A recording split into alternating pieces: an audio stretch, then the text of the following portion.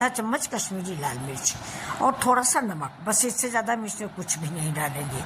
ये देखिए अब, और इसको सबको मिला के हम मिक्स कर लेंगे। थोड़ा सा 1 चम्मच सरसों का तेल डाल के, सरसों का तेल अगर आप खाते हैं तो सरसों का तेल डाल लें, नहीं जो तेल आप खाते हैं उस तेल को 1 चम्मच मिक्स कर लें, जिससे हमारे सारे मसाले गोभी पे लग जाएं। अब हम ये देखिए नमक डाल दिया है मैंने। नमक आप स्वाद के अकॉर्डिंग डालें, कम ज़्यादा, कोई कम खाता है कोई ज़्यादा खाता है, हम लोग तो कम ही खाते हैं और मैं आपसे भी रिक्वेस्ट करूँगी कि नमक कम ही खाएँ।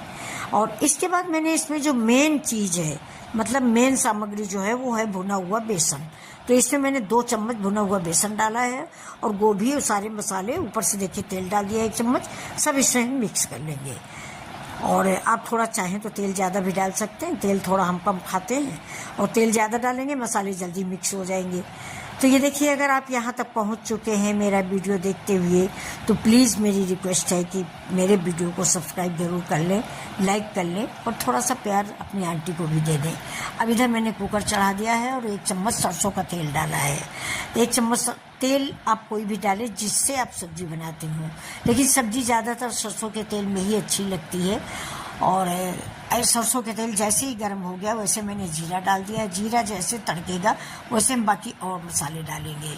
अब देखिए जीरा मेरा तड़कने लगा है, आपको दिख रहा होगा, ये देखिए।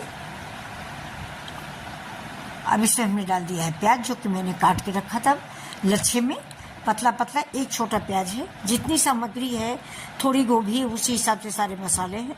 आप जितनी सब्जी बना रहे हैं उस हिसाब से मसाले दुगने कर सकते हैं, दुगने कर सकते हैं या कम कर सकते हैं। हम थोड़े लोग हैं तो हम थोड़ी सब्जी बना रहे हैं, और आप ज़्यादा हो तो आप फूल गोभी लीजिए, उस हिसाब से आप मसाले डालिए। अब देखिए जैसे ही मेरा प्याज ब्राउन कलर का हुआ है वैसे मैंने गोभी डाल दी, जो कि मैंने मैरिनेट करके रखी हुई थी, यानी सारे मसाले जिससे मैंने लगा के रखा था। ये देखिए अब इसको हम 5 मिनट के लिए इस तेल में, जीरा में और प्याज में भूनेंगे। ये देखिए, जिससे इसमें अच्छा सा सौंधापन आ जाए, मसालों का कच्चापन ख़त्म हो जाए। जो मैंने हल्दी धनिया मिर्चा डाला है उसका कच्चापन ख़त्म हो जाए, इतनी देर तक हम इसको भूनेंगे। अब इसमें हमने डाल दिया है टमाटर। इसी स्टेज पे आप टमाटर डाल दीजिए। आप चाहो तो टमाटर की प्यूरी भी डाल सकते हो, लेकिन मैंने तो कटा टमाटर डाला है।